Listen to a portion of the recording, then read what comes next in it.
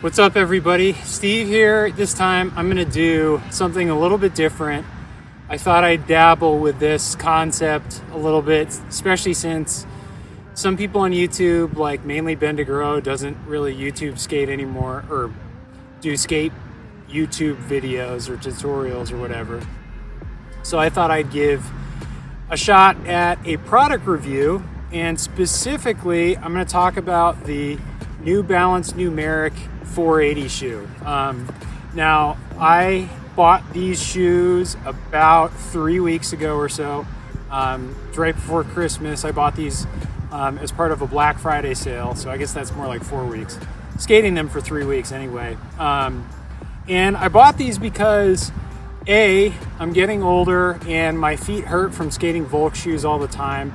So I needed to switch to a cup sole that had more padding in the midsole, which is the space between the outsole and the insole. Makes sense, right? So I got these shoes for that extra padding, and because they were kind of New Balance's version of Nike SB Dunk. And I skated a couple of SB Dunks before, both highs and lows, really like those. And I wanted to see how these stack up. So with that said, I'll take you through these shoes. All right, so in general about these shoes, the thing to know is they are extremely stiff out of the box. And lots of people have said that. They're probably, if you're comparing them to a Dunk, a little bit harder to break in than an SB Dunk. And that's just the material in the upper, and I think the construction of it.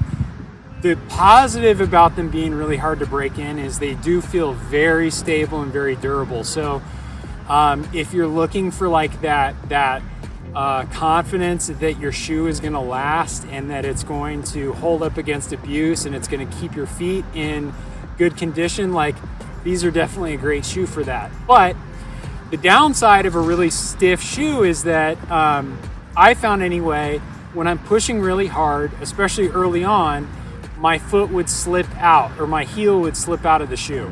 That's partly because how stiff and rigid the shoe is. It doesn't flex with particularly like the back of my heel where my Achilles is.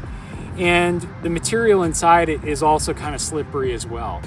It's good material, don't get me wrong, but if you are kind of worried about your foot slipping out, either go a size down on these shoes than you normally would, or just crank down the laces a bit until you've really broken them in. And after about 6 or 7 sessions, they feel just fine. All right, so this is a top view of the shoe, and as you can see, very similar looking to a Dunk.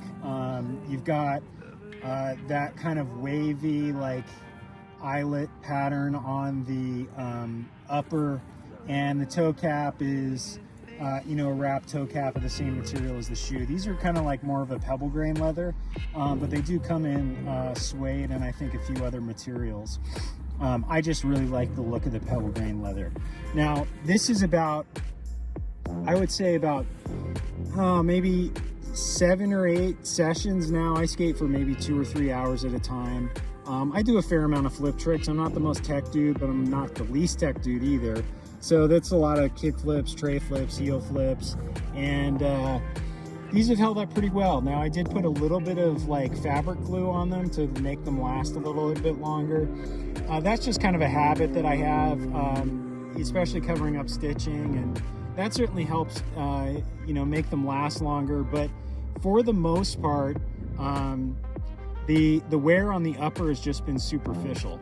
Now, the outsole itself, the one thing that I really like, and let me stabilize things a little bit.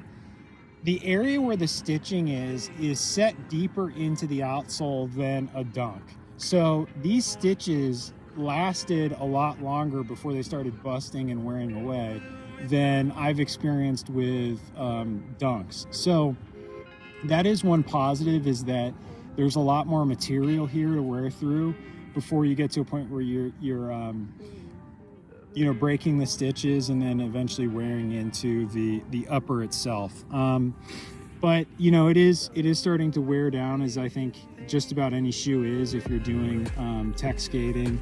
But overall, I've been pretty happy. You can still see like some of the texture on it is held up pretty well, despite a lot of abrasion. So it's a really strong outsole, and I think the rubber here is a little bit harder and more durable than what you'd find on other cup sole shoes, which, you know, it takes longer to break in, but it is a positive.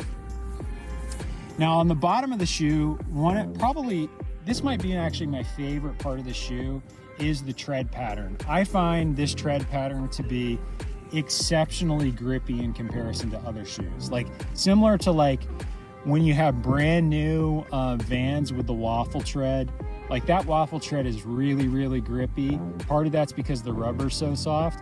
This has that same feel to it as far as board feel's concerned and gripping your board. So I think for those of you who want to feel like really connected with your board, other than like the thickness of the shoe, which you get used to over time, you're going to really love this.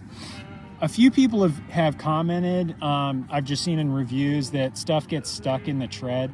I haven't had too much of an issue with that. I mean, sure, like pebbles occasionally get in there and some mud, but not any different than any other shoe. So I really would not worry or stress about that too much. Now to cover a few more tech features of the shoe, you've got these absorb insoles, which these are relatively thin, but gosh, this like gel foam material is fantastic. Like if you go to a skate shop and pick up one of these shoes, definitely try to check out that insole first. It is thin, but gosh, this insole feels fantastic, and I'm not making anything up. I mean, it's the real deal, and I'm really happy with this. It feels great on your foot.